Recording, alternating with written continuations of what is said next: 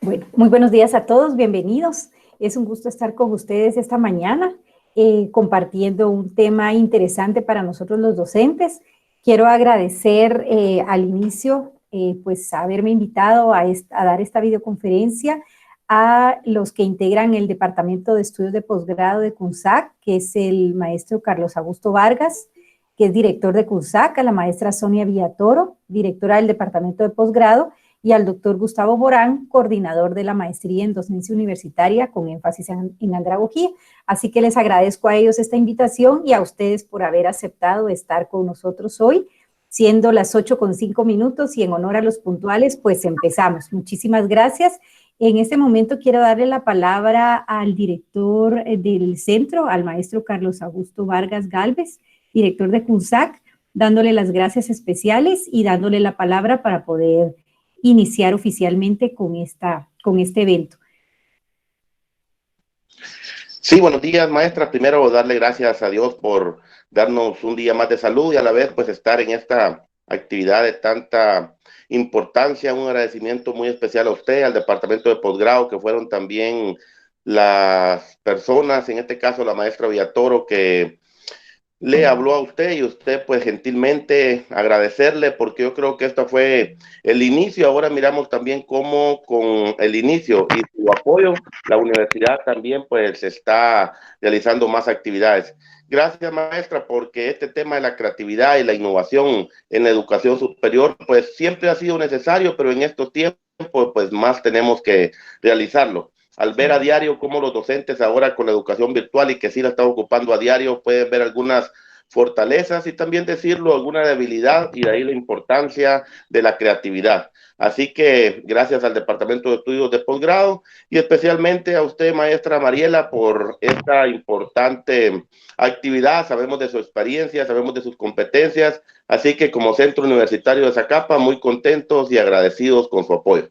Que Dios los bendiga. Muchísimas gracias a usted, maestro, por este tiempo y este espacio. Para mí es muy gratificante poder compartir la experiencia que tengo en relación a educación virtual y en relación a educación superior, y pues a la orden. Es que espero que esta sea la primera de muchas oportunidades que tengamos de compartir juntos en este medio o en medios presenciales.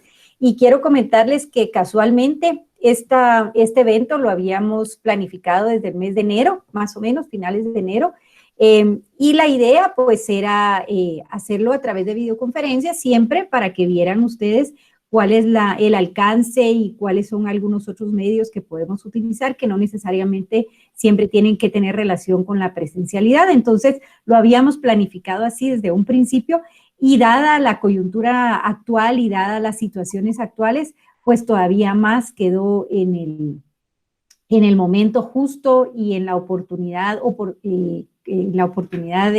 necesaria que estamos viviendo para poder utilizar todas estas herramientas digitales para poder continuar con nuestro proceso de educación, el que no se tiene que detener a pesar de las circunstancias. Así que creo que es una excelente oportunidad. Como les digo, lo teníamos planificado de antes, pero hoy cayó como anillo al dedo. Así que vamos a empezar con nuestro tema de hoy.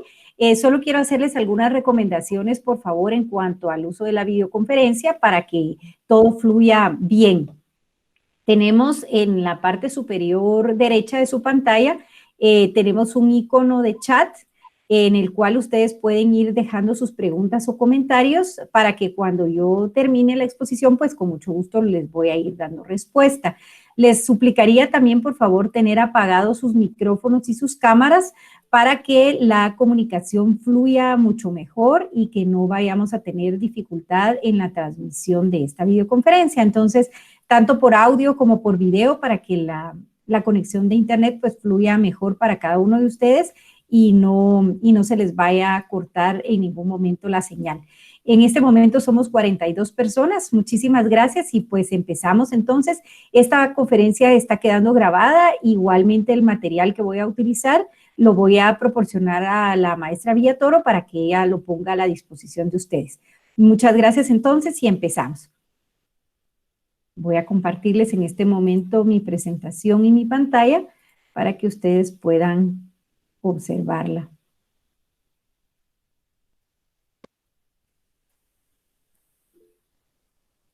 Muy bien, entonces en este momento ya les estoy compartiendo la pantalla para que ustedes lo vean.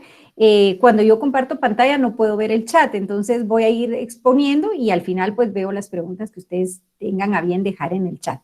Pues creatividad e innovación en la educación es un tema que lo escuchamos frecuentemente, que lo leemos, que hay artículos, pero la verdad es que cómo enfrentar este reto de la creatividad y la innovación dentro de nuestras aulas, sean estas aulas virtuales o aulas presenciales, nosotros como docentes tenemos que prepararnos ante este reto. Entonces, sobre eso vamos a hablar un poco hoy, vamos a reflexionar en las tendencias futuras y pues después sería un agradable, un conversatorio o un intercambio de ideas con ustedes para ver experiencias o propuestas o dudas que vayamos generando dentro de esta charla. Mi nombre es Mariela Román, yo trabajo en la Coordinadora General del Sistema de Estudios de Posgrado de la universidad como asesora para todos los proyectos de educación a distancia que están surgiendo actualmente dentro de nuestra universidad y proyectos internacionales también. Entonces ahí me tienen a la orden para poderles apoyar en las inquietudes que ustedes tengan. Bienvenidos y muchas gracias. Vamos a empezar entonces con algunas reflexiones.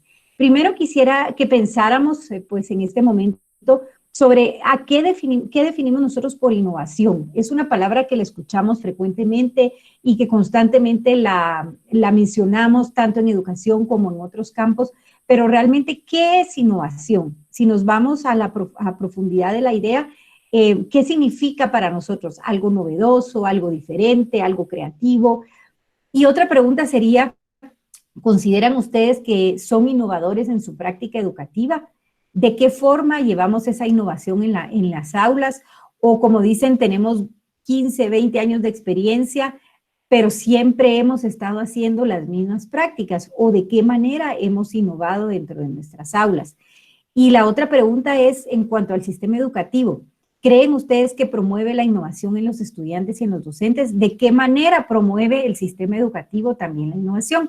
Pues empezamos teniendo estas reflexiones como para meditar un poco y para pensar qué es lo que estamos haciendo y qué es lo que el sistema mismo nos pide. Y espero que vayamos encontrando respuestas también a ellas durante la charla. Decimos que innovación entonces es un cambio. Es un cambio que introduce novedades y que se refiere básicamente a modificar elementos ya existentes con el fin de mejorarlos, aunque también es posible la implementación de elementos totalmente nuevos. Entonces, al hablar de innovación, hablamos de modificación de elementos que ya conocemos y que ya utilizamos, o bien la creatividad y la implementación de elementos totalmente nuevos.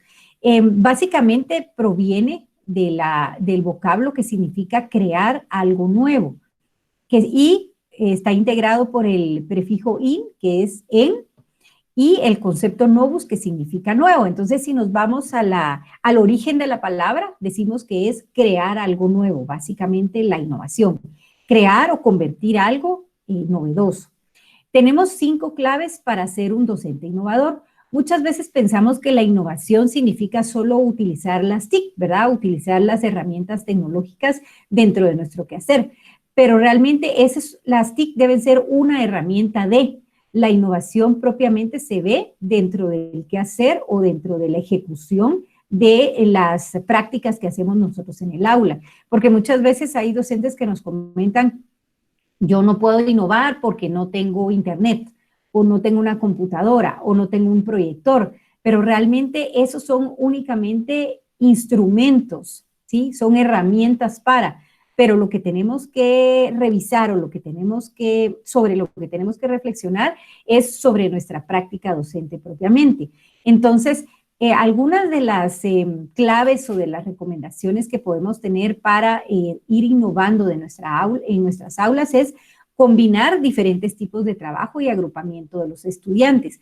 No únicamente lo mismo que hemos estado haciendo siempre, como un ensayo, un resumen, un mapa mental, sino confiar en el autoaprendizaje de los estudiantes, siempre guiados por el docente, por supuesto, pero fomentar el autoaprendizaje y fomentar los trabajos cooperativos de los estudiantes. como les digo, siempre bien estructurado y siempre bien planificado, pero esas son unas de las innovaciones que nos darán mejores resultados en cuanto a la formación de competencias en nuestros estudiantes. También necesitamos dejar de ser nosotros como docentes los protagonistas del proceso de enseñanza-aprendizaje. Realmente el que tiene que ser el protagonista, el que tiene que accionar es el mismo estudiante. Nosotros como docentes, nuestra responsabilidad actual es la planificación y la preparación de nuestras actividades, nuestro quehacer, nuestra ejecución. Entonces tenemos que invertir más tiempo en la planificación y en la creación de recursos y en la creación de propuestas de enseñanza-aprendizaje, pero quien debe ser el protagonista es el estudiante. Por eso es que viene muy bien la metodología del aula invertida, ¿verdad? Que podría ser otro tema que podemos platicar en algún momento, porque el docente tiene que planificar, tiene que proporcionar, facilitar material al estudiante para que el estudiante se prepare y dentro del aula, pues, generar un ambiente, una gestión de resolución de dudas, no mantenernos en una clase presencial el 100% del tiempo. Y como decimos, pues no quiere decir que la clase magistral no la podamos impartir o la clase tradicional, pero tiene que ser tiene que ser un tiempo breve para hacer una introducción, una presentación, una explicación y luego permitir que nuestros estudiantes sean quienes gestionen su propio aprendizaje. Dentro del proceso educativo también es importante involucrar a un mayor número de agentes posibles, como familias, miembros de la sociedad, colegas, expertos. Entonces, como docentes, seguir siendo esa maquinita, digamos, de gestión para conseguir personas que apoyen nuestro proceso, lugares donde podemos hacer prácticas, colegas para compartir el aprendizaje, también grupos de estudiantes de otras universidades que pueden ser a nivel internacional, con quienes nuestros mismos estudiantes pueden tener una relación y un compartir de experiencias. Entonces, básicamente tenemos que quitarnos la idea o quitarnos digamos, la costumbre de que nuestra aula son 4 paredes. Nuestra aula ahora a través de medios virtuales puede ir más allá de estas 4 paredes que regularmente nos rodean. Buscar oportunidades fuera y para ello, entonces sí, utilizar las herramientas tecnológicas para poder gestionar todas esas nuevas herramientas de aprendizaje. Hemos tenido una experiencia en la universidad y se las comento que es muy grata, de la Facultad de Odontología en posgrados con una universidad de España, en la cual los estudiantes semanalmente tienen una reunión por videoconferencia, el grupo de estudiantes en Guatemala con los estudiantes de España y hacen presentación de casos. Cada semana presenta un estudiante de Guatemala o un grupo de estudiantes de Guatemala y un grupo de estudiantes de España y hacen un intercambio de resolución de casos sobre casos clínicos que ellos están revisando. Entonces, imagínense qué fortaleza y qué enriquecedor poder compartir esas experiencias que están del otro lado del océano, con estudiantes que tienen otras realidades, otras necesidades, pero que se pueden complementar. Entonces, definitivamente ser innovador significa ir más allá del libro del texto, ir más allá de nuestra práctica tradicional y buscar creativamente como docentes qué experiencias puedo ofrecer a nuestros estudiantes desde mi curso, desde mi cátedra.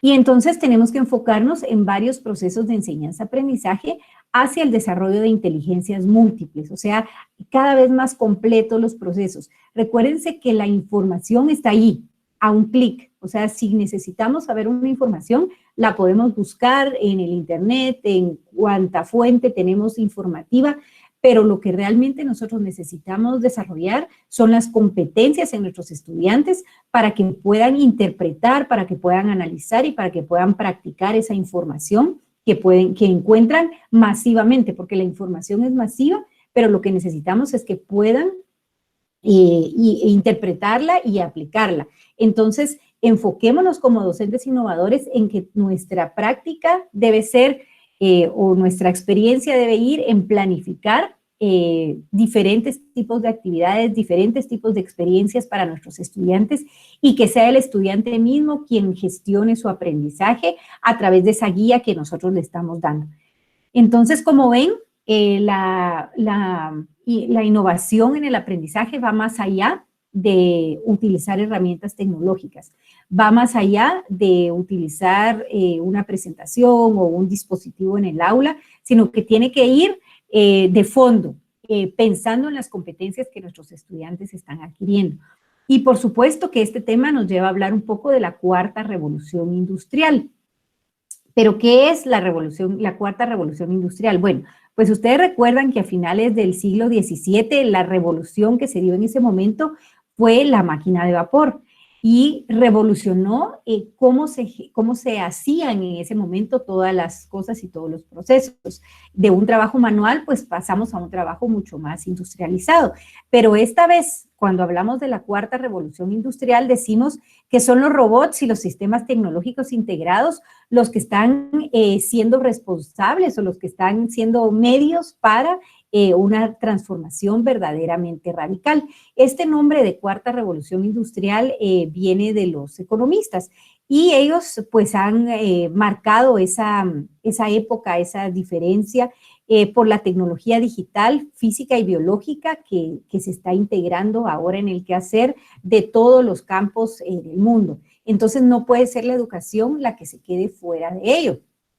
Todas las industrias avanzan rápidamente y la educación se ha quedado un poco atrás. Justamente entre tantos mensajes que nos llegan en este momento por esta situación, ayer en la noche estaba leyendo un pequeño mensaje que entre broma, pero es una realidad. Dice, ¿cuál es la motivación que ha hecho que utilicemos la tecnología de una manera más rápida? El jefe, la organización, los compañeros, las capacitaciones, y la respuesta número 5 era el coronavirus. O sea, porque ahorita en esta circunstancia nos hemos visto obligados de alguna manera a meternos a utilizar la tecnología como algo urgente. Este cambio iba muy lento, muy despacio, caminando. Habían unos que creían, otros que no creían, unos que querían usar, otros que no. Pero en este momento nos dimos cuenta de la necesidad que tenemos de la aplicación de herramientas tecnológicas en nuestro quehacer educativo. Entonces, veámoslo como una oportunidad y que esta oportunidad no se quede solo cuando esta situación acabe, sino que ya vamos a ir adquiriendo nosotros el conocimiento y las destrezas del uso de la tecnología, pues es el momento de continuarlo utilizando en nuestro quehacer docente, ¿verdad? Para comunicarnos con los estudiantes, para tener comunicación con nuestros colegas, para gestionar, como les decía, diferentes tipos de actividades. Entonces, tal vez fue un poco abrupto este momento, pero es el momento de la oportunidad de aprovechar esta situación que se nos está dando. Entonces, a veces pensamos que es muy radical el cambio. Sí, es radical y está ocurriendo a gran velocidad. Esa es una de las grandes diferencias entre la revolución industrial que se ha dado anteriormente y la que se está dando ahora con la cuarta revolución industrial, que ahora es mucho más rápido, los cambios son mucho más veloces, cada vez tenemos nuevas formas de hacer las cosas, nuevas herramientas, y a veces sentimos nosotros que nuestra velocidad de respuesta es mucho más lenta. Tampoco es momento de abrumarnos, pero sí es un momento de elegir cuál es el camino, cuáles son las herramientas que queremos utilizar una a una y poderlas ir aplicando. No querer utilizar todo al mismo tiempo, pero tampoco quedarnos fuera, sino que empezar a implementar y a utilizar las que nosotros creamos convenientes en este momento. Entonces, definitivamente estamos al borde de una revolución tecnológica que modificará fundamentalmente la forma en que vivimos, trabajamos y nos relacionamos. En su escala de alcance y complejidad, la transformación será distinta a cualquier cosa que el género humano haya experimentado antes. Y esta es una frase de Klaus Schwab, autor del libro La Cuarta Revolución Industrial. Y le repito solo una pequeña parte de esta frase. Dice, estamos al borde de una revolución tecnológica que modificará fundamentalmente la forma en que vivimos, trabajamos y nos relacionamos. Definitivamente esto ya está cambiando y es a una velocidad inminente. Estamos avanzando cada vez más rápido y esto no tiene precedentes. Entonces, vemos que en la primera revolución industrial fue la que permitió un aumento drástico de la producción gracias a la a la energía del vapor, como decíamos. Luego, en la segunda revolución industrial, se dio el uso de la energía eléctrica. En la tercera revolución o la revolución digital, pues ya se usó la electrónica, la tecnología de la información para introducir la automatización en la industria. Y ahora, en la cuarta revolución industrial, pues estamos ya integrando muchas otras realidades que son ya actuales, como por ejemplo la inteligencia artificial, el análisis de datos, el Internet de las cosas, la robótica, y que eso suena como muy económico, suena como muy industrial, pero ¿cómo podemos nosotros aplicarlo también en el campo educativo? Pues vamos a ver en un momento. Entonces, la innovación a través de la tecnología, ¿será esa la respuesta? Puede ser parte de la respuesta, pero no es el todo. Vamos a ver ahora un pequeño caso, rápidamente, un fragmento de una lectura que se titula Los recuerdos de Einstein, que me pareció a mí muy oportuno hacerlo en este momento. Y nos dice que Einstein recuerda que la escuela lo obligaba a aprender cosas de memoria y sin reflexión, y no se permitía hacer preguntas al profesor, ni hablar entre sí. Entonces la escuela no influyó mucho. Fue su tío Jacobo, su tío el ingeniero, quien le hizo ver su talento para las matemáticas y presentarle algunas de sus aplicaciones interesantes. Fue en sus ratos libres cuando satisfacía su espíritu de creatividad mediante sus excursiones en el campo. En el hogar abrumaba a sus padres con sus porqués, hasta producirles desasosiego. Instintivamente racional, necesitaba comprender todo lo que veían sus ojos o palpaba sus manos. Albert solía hacer algunas preguntas que no estaban en los textos. Esto irritaba a los profesores. Cierto día, un profesor, cansado de su insaciable curiosidad, le dijo que prefería no tenerlo en su clase. Y Einstein le respondió: yo no tengo la culpa de que me manden, señor. Si por mí fuera, créame que no vendría aquí a perder mi tiempo. Y el profesor lo sacó del salón inmediatamente. Esta lectura me lleva a mí a una reflexión y me dice, bueno, ¿qué es lo que estamos haciendo nosotros en el aula? ¿Estamos obligando a nuestros estudiantes a aprender o realmente les estamos motivando y les estamos incentivando a que ellos sean gestores de su propio aprendizaje? ¿Estamos todavía detenidos en el tiempo cuando pedíamos memoria sin reflexión para el aprendizaje? ¿O de verdad estamos fomentando el espíritu de creatividad y motivando a que nuestros estudiantes encuentren los porqués de lo que están aprendiendo? Entonces, motivarlos a ellos a que encuentren esas respuestas, no darlas nosotros, pero ¿cómo las van a encontrar? A través de la gestión de su propio aprendizaje. Insisto en que eso es la clave de la innovación en el quehacer docente, que nosotros como docentes seamos creativos para generar situaciones de aprendizaje en la que el estudiante sea quien busca, quien gestiona, quien encuentra, quien descubre. Entonces, la innovación es una meta de la creatividad. No podemos pensar en que la innovación y la creatividad van separados, sino que tenemos que ser creativos para encontrar esos momentos y esas soluciones para llegar a poder innovar en nuestro quehacer educativo. Pero si pensamos y observamos esta fotografía que les tengo acá en la pantalla y nos dice de dónde venimos. Si ustedes ven, pues se refleja mucho lo que todavía en la actualidad hacemos. Pupitres, personas sentadas en el pupitre, una pizarra, el profesor, estudiantes que escuchan. Entonces, nuestro modelo educativo continúa siendo el mismo. Tenemos que cambiar hasta físicamente nuestra ubicación dentro del aula. A veces esa misma idea de estar en líneas o estar en pupitres nos encuadra en el modelo tradicional de educación. Entonces, a veces hay que usar como signos, ¿verdad? O símbolos externos para recordarnos del proceso que estamos viviendo interno. Entonces, yo les invitaría hasta llevar a cabo eso, ¿verdad? Ir haciendo cambios en la ubicación física de nuestras aulas, generar grupos, generar mesas de trabajo, generar mesas redondas, colocar los pupitres o los escritorios de una manera diferente. Increíblemente, esos pequeños detalles van a hacer un cambio ya en la gestión de su gestión dentro del aula. Entonces, les invito a empezar con esos pequeños cambios dentro del aula y, por supuesto, como docentes, invertir nuestro tiempo en la planificación de actividades creativas, que eso realmente va a ser el éxito en la gestión innovadora de nuestro quehacer docente. Y hay 4 avances tecnológicos que definitivamente nos impactarán.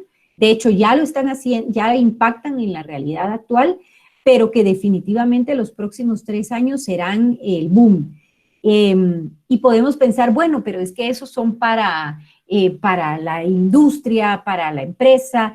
¿Y yo qué tengo que ver con eso en educación? Pues sí, señores, tiene mucho que ver y tenemos que saber cómo implementarlo dentro de nuestro quehacer docente. Vamos a hablar rápidamente de cada uno de ellos. Estos 4 avances tecnológicos nos llevan a pensar en la inteligencia artificial, en el análisis de datos, en el Internet de las cosas y en la robótica. Perdón. Cuando hablamos de inteligencia artificial, decimos que es el campo científico de la informática que se centra en la creación de programas y mecanismos que pueden mostrar comportamientos considerados inteligentes. En otras palabras, la inteligencia artificial es el concepto, de alguna manera, en el cual las máquinas piensan, y les hago una acotación ahí, como seres humanos. O sea, por supuesto que el ser humano es el que está detrás de todo esto y las tiene que programar, pero se busca que ya hayan ciertos códigos o ciertas programaciones para que a través de inteligencia artificial pues se facilite el trabajo del ser humano. Un sistema de inteligencia artificial es capaz de analizar datos en grandes cantidades y ahí viene el término también de Big Data, donde tenemos muchos datos, pero tenemos que saber cómo utilizarlos y cómo aplicarlos para aprovechar esa información masiva que tenemos. Nos ayuda a identificar patrones y tendencias y, por lo tanto, a formular predicciones de forma automática con rapidez y precisión. Es importante para nosotros como educadores porque nos permite que nuestras experiencias cotidianas sean más inteligentes y entonces prever o planificar según esos datos o esa información que tenemos. Entonces podemos integrar análisis predictivos y la inteligencia artificial en el quehacer que hacemos diariamente. Por ejemplo, tenemos los sistemas de Siri, por ejemplo, que analizan o nos sirven como un asistente personal y que utilizan un procesamiento natural del lenguaje. O, por ejemplo, a veces ven ustedes en Facebook o en Google que nos sugieren el etiquetado automático de las fotografías, ¿verdad? Parece que estás en tal fotografía, ¿quieres etiquetarte? Eso es parte de la inteligencia artificial. Reconocer imágenes, por ejemplo.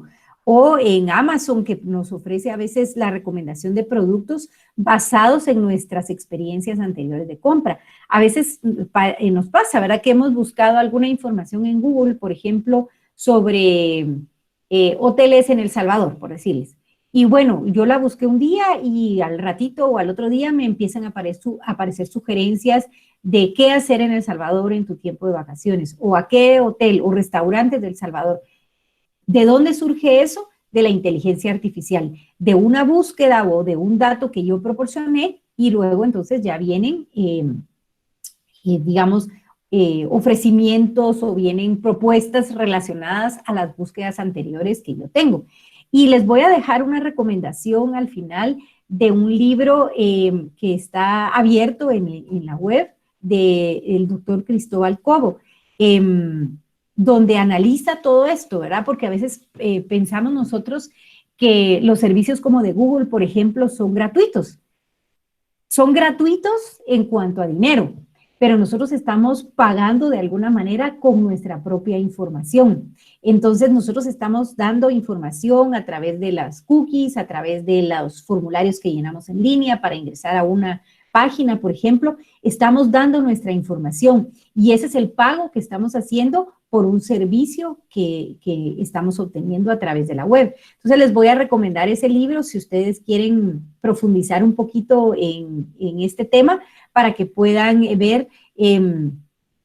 Y uno de los comentarios que él hacía es que se está acabando la luna de miel con la web, ¿verdad? Porque nos estamos dando cuenta que también necesitamos poner ciertas restricciones de uso para nuestra propia información. Entonces hay que tener mucho cuidado también con la información que brindamos, porque realmente estamos siendo como libros abiertos ante todo lo que se puede tener en la web gracias a la inteligencia artificial. Pero más adelante les coloco ahí el enlace del libro para que ustedes lo puedan descargar. Y por supuesto que junto con la inteligencia artificial viene el segundo tema, que es el análisis de datos. El análisis de datos nos lleva a recopilar, medir, analizar, visualizar e interpretar datos digitales que ilustran el comportamiento del usuario en sitios web, sitios móviles y aplicaciones móviles. Entonces, no quiere decir que una de estos avances vaya desconectado del otro, sino que regularmente van a ir los cuatro de la mano, integrándose en nuestro quehacer diario. Y no nos damos cuenta, o sea, ya está pasando, ya está ahí, pero no nos estamos dando cuenta cómo nosotros interactuamos con estos avances tecnológicos que se están preparando ya. Pero la pregunta va a ser, ¿cómo adaptarlo nosotros a la parte educativa? Y, por supuesto, el Internet de las cosas, que es un concepto que se refiere a una interconexión digital de objetos cotidianos con Internet. Por decirlo de alguna manera, es la conexión del Internet con objetos y con personas. Y además la robótica, que es la que nos lleva a la construcción de robots o aparatos que realizan operaciones o trabajos generalmente para sustituir de alguna manera la mano de obra humana. Como les digo, siempre hay un ser humano, pues ahí detrás de todos los procesos, que administra, que gestiona, que crea, pero se van facilitando a través de estas cuatro tecnologías que tenemos ya en el uso actualmente. Entonces, como les decía, ¿qué tenemos que hacer nosotros actualmente como docentes? Pues ir desarrollando las competencias adaptativas ante estas tecnologías que se están presentando. Buscar cuáles son esas destrezas de uso que actualmente necesitamos y continuar nuestro proceso de aprendizaje. O sea, el aprendizaje no se detiene, sino cada vez tenemos que ir encontrando nuevas formas de hacer las cosas, ¿verdad? Voy a suplicar a quien tenga su micrófono abierto si me hacen el favor de apagarlo, porque tengo aquí un poco de ruido que nos está interfiriendo. Si pudieran revisar sus micrófonos, por favor.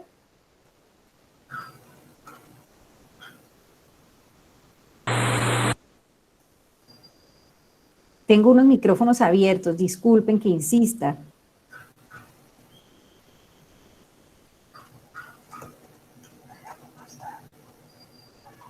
Bueno, voy a continuar. Entonces necesitamos fomentar el pensamiento analítico y la innovación en el quehacer de nuestras funciones. No solamente el hacer por hacer, sino el hacer, pero a través de un análisis constante de lo que estamos aprendiendo.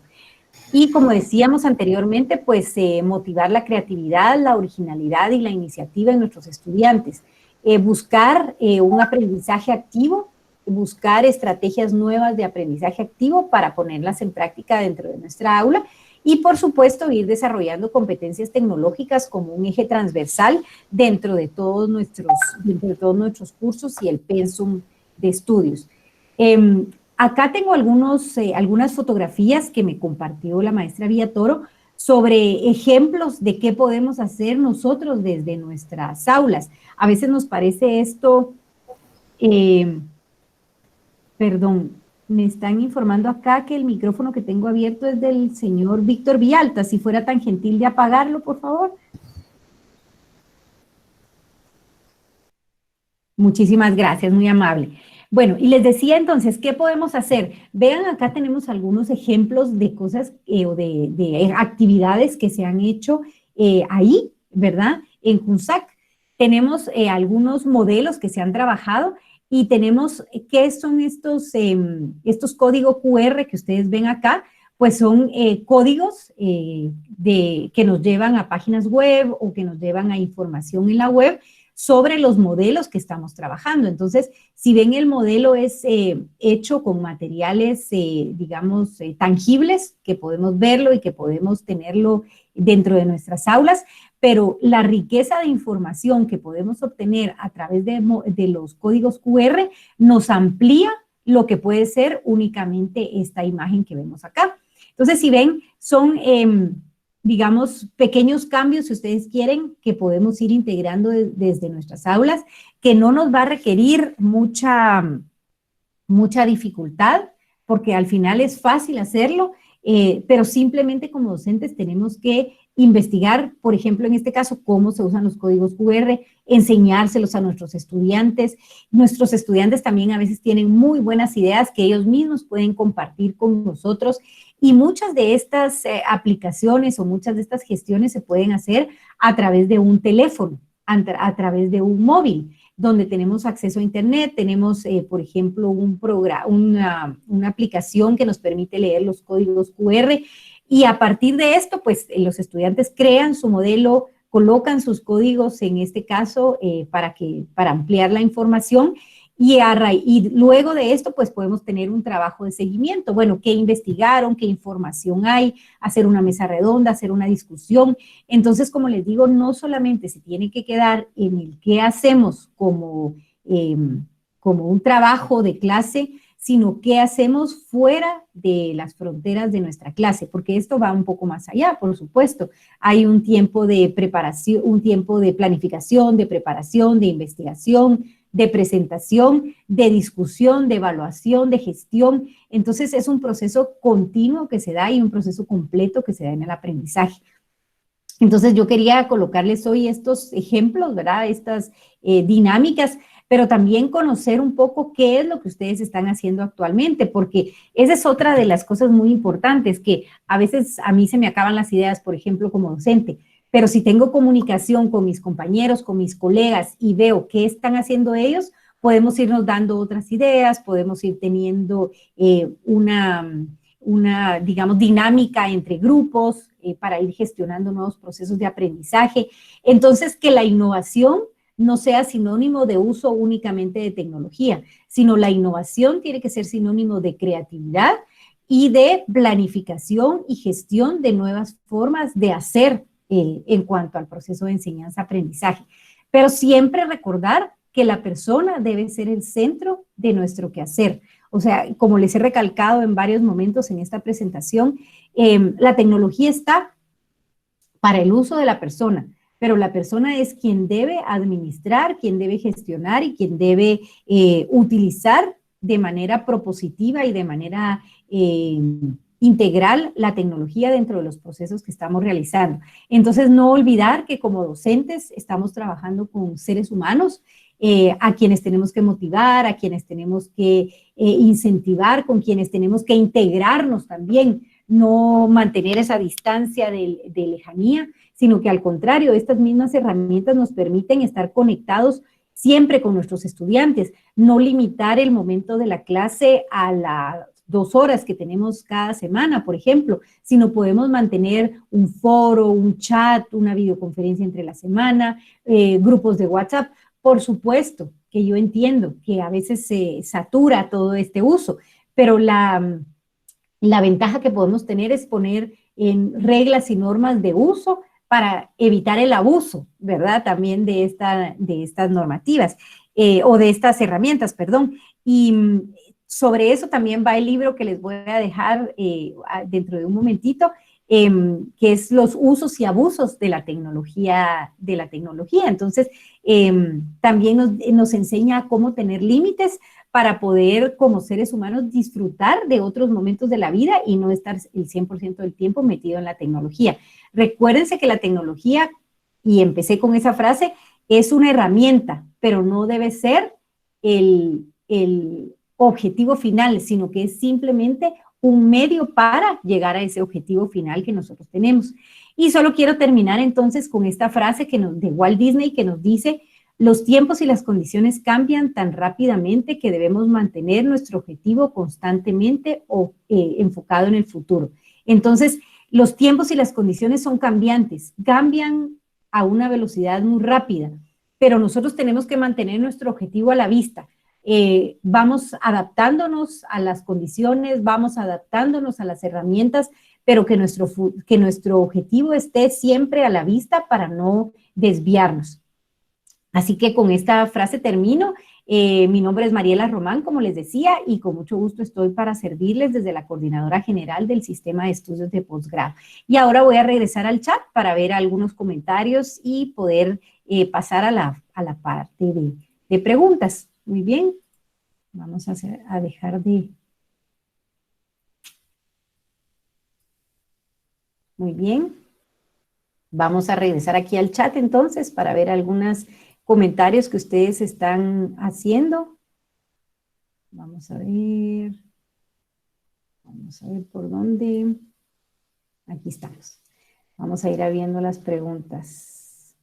Muy buenos días a todos, qué alegre, estamos 64 conectados, muy bien, en lo que yo estaba hablando, pues iban conectándose más, qué alegría. ¿Qué debemos hacer cuando los estudiantes no se sienten motivados cuando reciben clases virtuales? Nos dice Karina por ahí.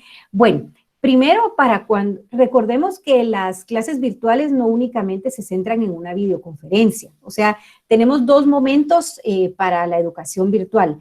Uno son los momentos sincrónicos y otros son los momentos asincrónicos.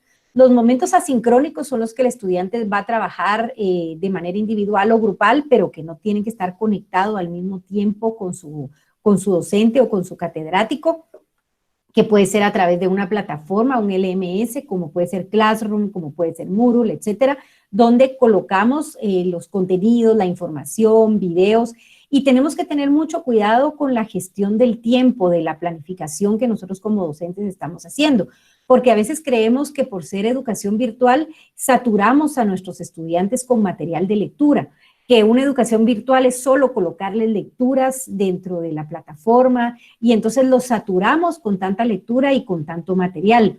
Tenemos que calcular hasta el tiempo de lectura que un estudiante puede tener para un documento. Si a mí me lleva cuánto tiempo leer este documento, cuánto tiempo le llevará al estudiante. Siempre tiene que ser el tiempo que me lleva a mí más la mitad, más o menos, es el cálculo para saber. Entonces, si le colocamos a un estudiante un documento de 100 páginas para leer en un día, por supuesto que el estudiante se va a sentir saturado y se va a sentir desbordado, por ejemplo. Entonces, y también tenemos que decirle qué tiene que hacer. Si le coloco un documento de 100 páginas, ok, pero ¿en qué páginas tiene que centrar su atención, por ejemplo? ¿O qué espero yo que haga a través de ese material que le estoy brindando? Eso es para los momentos asincrónicos. Proporcionar videos, proporcionar material de lectura, proporcionar aplicaciones, digamos, que se puedan adaptar al tema que estamos viendo. Y además es los momentos de videoconferencia, que les sugiero que una videoconferencia no tenga una duración de más de 1 hora. Podemos pensar en unos 40 o 45 minutos de una exposición y luego que haya un intercambio de experiencias o de preguntas o de digamos, participación de los estudiantes, para que no sea solo un momento de hablar, sino que haya un intercambio, ¿verdad? Podemos, digamos, yo ahorita hice la presentación de corrida, pero lo ideal sería, porque por el tipo de presentación que estamos haciendo, que es una conferencia, pero para una clase lo ideal es ir, bueno, presento, luego dejo de presentar unos 10 minutos, luego tomo la palabra con los estudiantes, les hago preguntas, permito que participen. Entonces, la idea es no solamente hacer bla, bla, bla, bla, bla, digamos, durante un tiempo muy largo, sino que siempre se mantenga ese intercambio con los estudiantes. Y como les digo, no hacer videoconferencias muy largas porque sí llega a ser cansado, ¿verdad?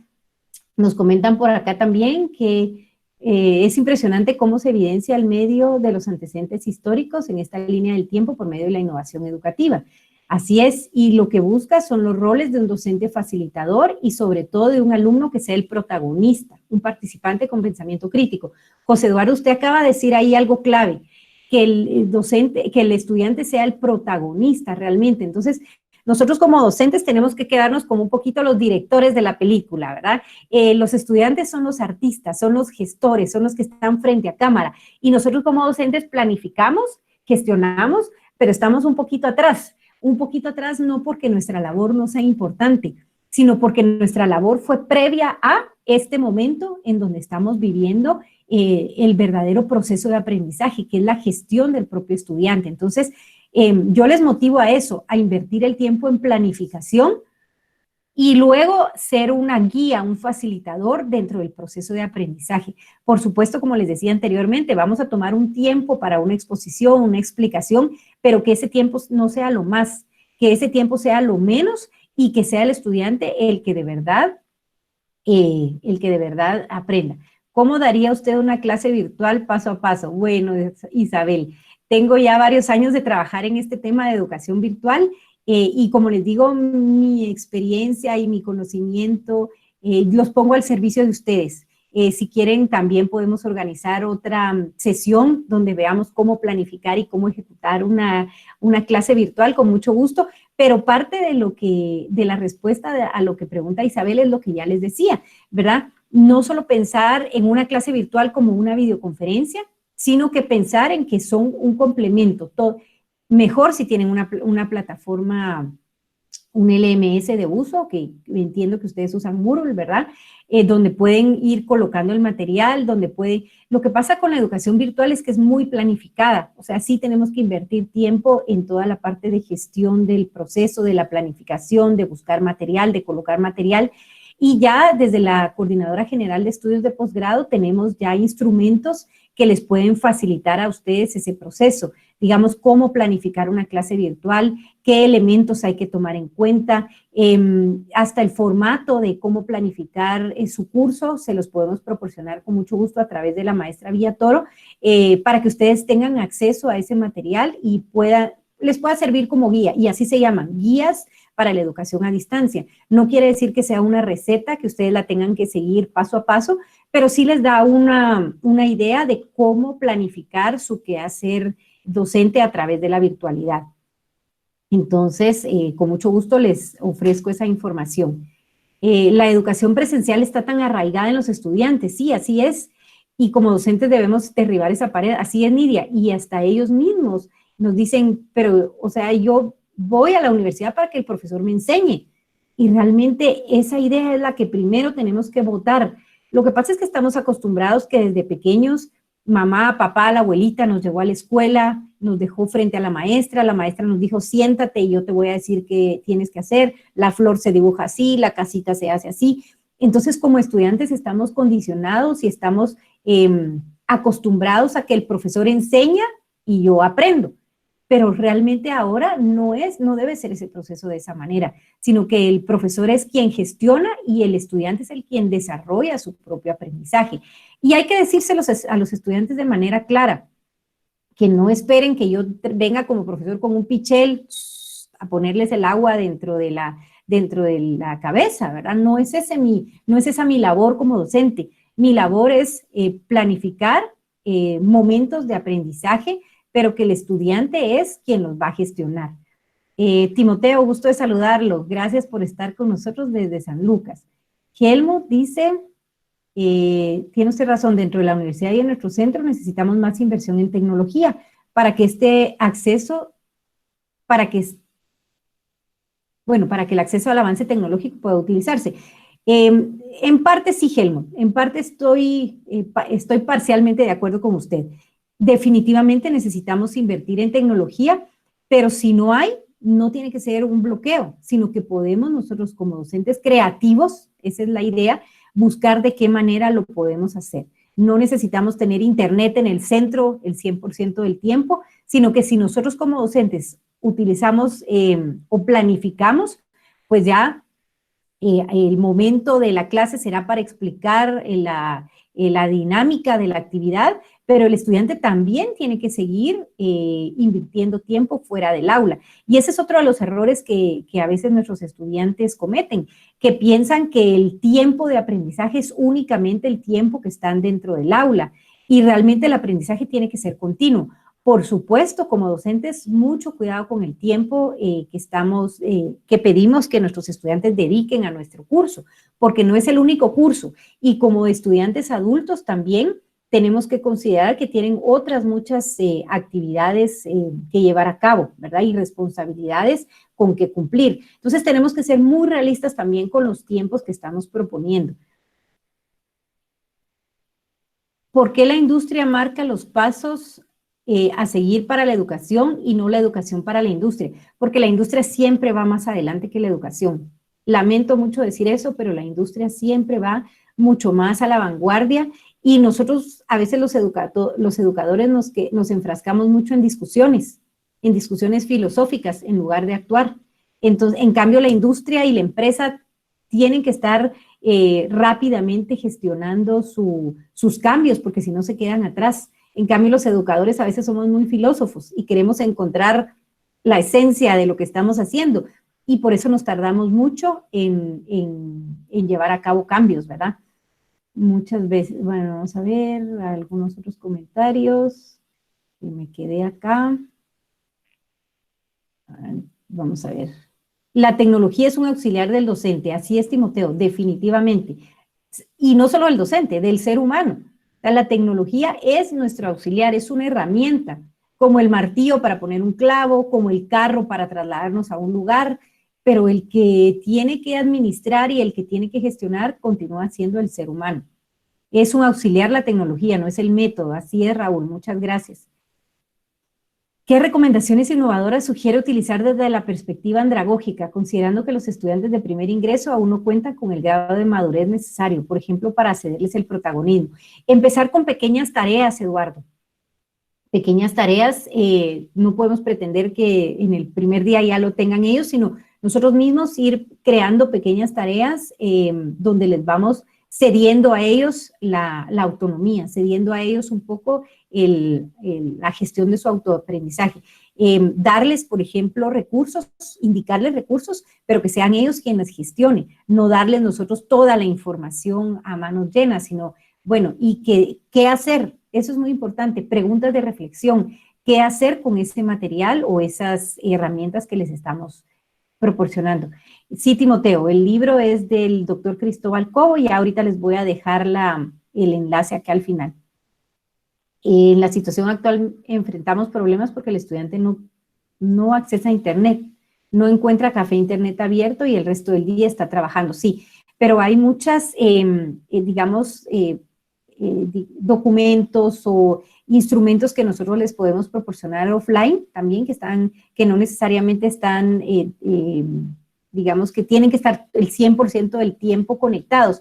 Una de las, digamos, de las recursos que he visto que funcionan es que los contenidos no estén directamente para consultarlos en línea, sino que puedan ser descargables para que el estudiante, por ejemplo, pueda ir media hora o una hora a un café internet una vez a la semana, descargue todos sus contenidos, descargue las actividades y luego pues ya lo puede trabajar fuera de casa. Yo tenía una estudiante hace unos años de Huehuetenango y ella me comentaba su experiencia.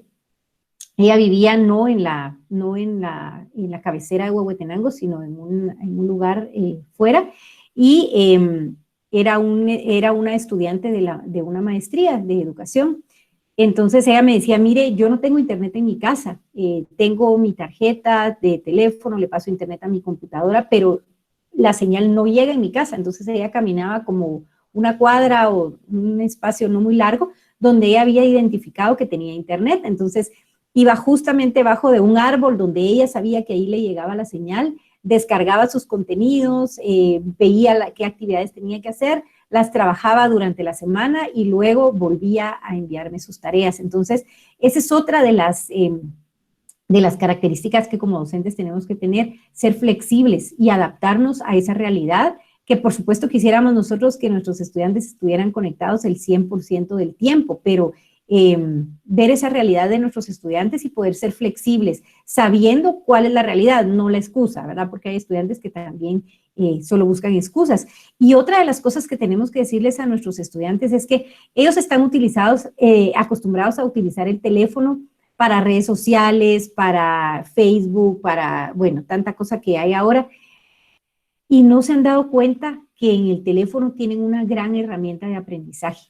Entonces, tratar nosotros de que por medio del teléfono puedan tener ellos acceso a esas herramientas o a esa información que nosotros les estamos dando. Pues muchas gracias a ustedes. Hay muchas alternativas, exacto, solo hay que buscarlas. Gracias, doctor. Usted menciona la lectura. ¿Cuánto es lo ideal de poner a un estudiante? ¿Cuántos documentos a la semana y la duración de los videos? Ah, bueno, qué buena pregunta, Isabel.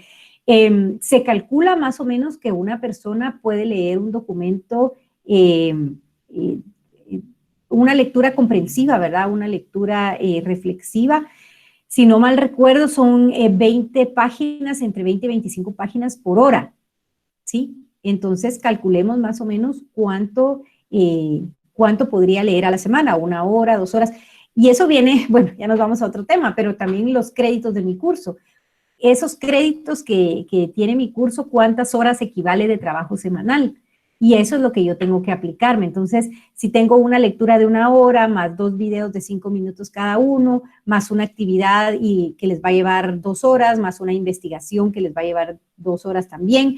Entonces, ir calculando cuánto es el tiempo que tienen que invertir y, por supuesto, pensar que mi curso no es el único curso, como les decía. Yo siempre les hago el ejercicio a mis estudiantes que pensemos que, bueno, tenemos por lo menos 6 o 7 horas de dormir, más 8 horas de trabajo, más por lo menos 2 o 3 horas entre aseo y comida, más el tiempo de la familia, más el tiempo de estudio. Saquemos un listado de cuántas horas necesitamos al día. A veces por eso es que sentimos que las 24 horas del día no nos alcanzan, porque estamos saturados de muchas actividades. Pero hagamos ese ejercicio dentro de nuestra labor docente para saber hasta dónde podemos exigir a nuestros estudiantes que sea algo real, porque a veces estamos pidiendo algo que va más allá de lo que el estudiante en las 24 horas del día podría realizar.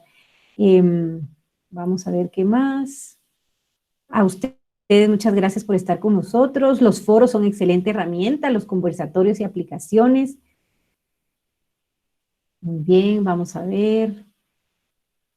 ¿Cuál es su punto de vista de los foros virtuales asincrónicos? A mí me parece muy buena herramienta, Raúl, porque mantenemos la comunicación y la discusión constante con nuestros estudiantes.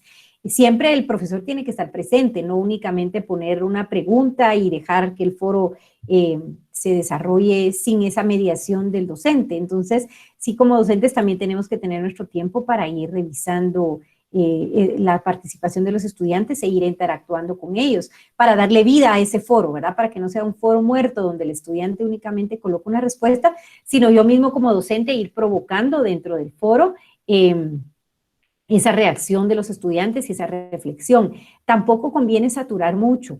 A veces tenemos 2, 3 foros a la semana, realmente no funciona. Que hagamos un foro cada 15 días, por ejemplo, podría ser algo interesante para poder complementar y para poder mantener esa conexión con nuestros estudiantes, no vernos solo una vez a la semana, sino mantener esa comunicación con ellos. Karen nos dice que los alumnos están en una zona de confort, así es, pero nosotros somos esa chispa, Karen, que los podemos sacar de esa zona de confort. Y les da miedo a experimentar. Sí, es natural. El miedo en el ser humano es natural. Siempre que nos enfrentamos a algo diferente, pues por supuesto que nos da miedo. Pero la habilidad que nosotros tenemos es poder romper ese miedo y poder vencerlo, ¿verdad? Muchas gracias por su comentario, muy importante. Cuando la clase es numérica, ¿cómo aplica la innovación? Pues con mayor razón, ¿verdad? Trabajar a través de grupos colaborativos, identificando también estudiantes que pueden ser un auxiliar o un apoyo para el docente. Cuando hay estudiantes, los vemos ahí que tienen habilidades tecnológicas o que tienen habilidades, digamos, de mediación con sus compañeros. Ese puede ser un buen recurso para nosotros como docentes. Hay pues es otro tema que también algún día lo podríamos platicar, es cómo trabajar la tutoría dentro del aula.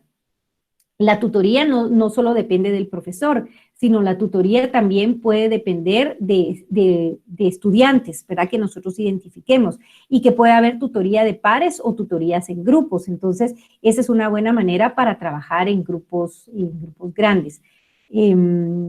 En Moodle de la USAC no tiene salones para videoconferencias. No, el Moodle de USAC no tiene, así que tenemos que buscar herramientas, digamos, alternas, como puede ser Zoom, puede ser Meet, que es la herramienta que estamos utilizando actualmente, puede ser, ¿cuál otra?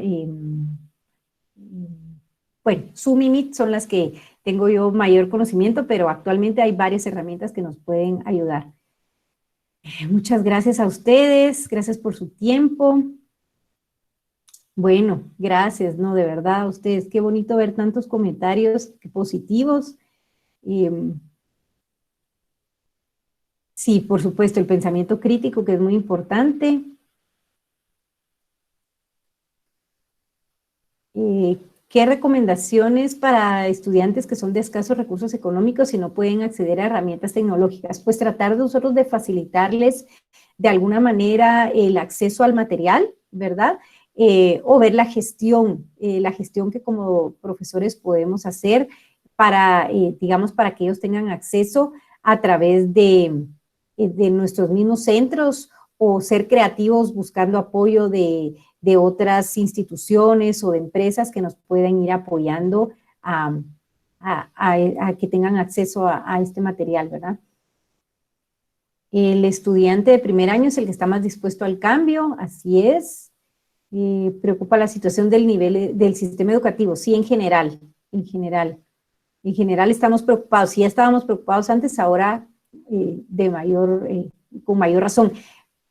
Pero yo creo firmemente en que cada uno de nosotros podemos hacer un pequeño cambio, no esperar que el sistema cambie, porque si esperamos que el sistema cambie, van a pasar otros 100 años y vamos a seguir igual. Yo creo que cada uno de nosotros en nuestro pequeño grupo, no puedo pensar que si tengo a mi cargo 50 estudiantes no voy a poder influir en algo en ellos. O sea, hacer pequeños cambios, compartir como docentes, compartir nuestras experiencias y nuestros conocimientos con los demás. O sea, el conocimiento no es propiedad de nadie, el conocimiento tiene que ser abierto. Si a mí me funciona algo, yo lo comparto de verdad con ustedes. Si a mí me encanta esto de la educación virtual, ¿cómo no voy a dedicarles tiempo a ustedes para compartirlo? Creo que así podemos influir nosotros desde nuestro lugar de trabajo. Así que les invito a no esperar que el sistema cambie, les invito a que ustedes cambien desde el lugar en donde estén. Esa pequeña aula, esos 50, 60, 20 estudiantes, los que ustedes tengan, y con mayor razón, que son formadores ellos también, nosotros somos formadores de formadores. Entonces, con mayor razón sabemos que nuestra contribución va a tener mayor alcance a través de nuestros mismos estudiantes. Bueno, pues tenemos muchos más comentarios. Muchas gracias. Gracias a todos. Gracias, maestra Sonia, doctor Morán. Muchas gracias también, por supuesto, al maestro Carlos Augusto Vargas por haberme dado este tiempo. Yo encantada de estar con ustedes y abierta para poder seguir compartiendo. Gracias, maestro Vargas. Muy amables, y solo quiero dejarles el nombre del libro. Permítanme buscarlo porque no lo tenía a la mano, pero el libro se llama Acepto las condiciones. Ahorita les voy a dejar acá. Estoy buscando el enlace porque lo tengo.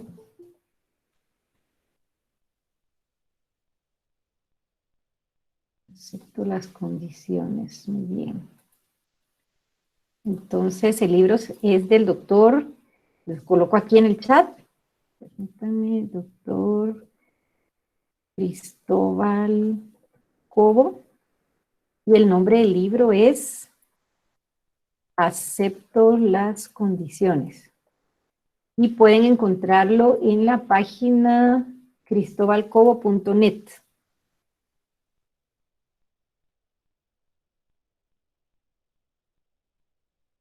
Ahí lo pueden encontrar y descárguenlo, está en PDF y como les digo es un recurso abierto, gratuito, que el doctor Cristóbal Cobo nos proporciona. Es muy interesante el análisis que él hace sobre toda esta parte de la tecnología y cómo lo estamos aplicando actualmente. Se los dejo ahí como un buen recurso, y no solo para ustedes, sino que lo puedan compartir también con sus estudiantes, ¿verdad? Para que seamos usuarios de la tecnología, pero usuarios calificados, no usuarios que solo vamos hacia donde nos guían, sino ser usuarios calificados, cualificados y críticos ante el uso de la tecnología. Así que bueno, por eso esto es todo por hoy. Les agradezco muchísimo su participación. Al final estuvimos conectadas 61 personas. lo que a mí me satisface mucho y me agrada el haber tenido su compañía hoy. No me queda más que darles las gracias a cada uno de ustedes, a CUNSAC por haberme abierto las puertas para trabajar con ustedes el día de hoy y de verdad con toda la disposición de seguir compartiendo más adelante. Muy amables y les vamos a hacer llegar la grabación y el material para que ustedes tengan acceso a él y por favor, si necesitan, compártanlo. Para eso es, el aprendizaje es para compartir, la enseñanza es para compartir. Muy amables, que tengan buen domingo y a cuidarse mucho. Un abrazo para cada uno de ustedes. Hasta pronto.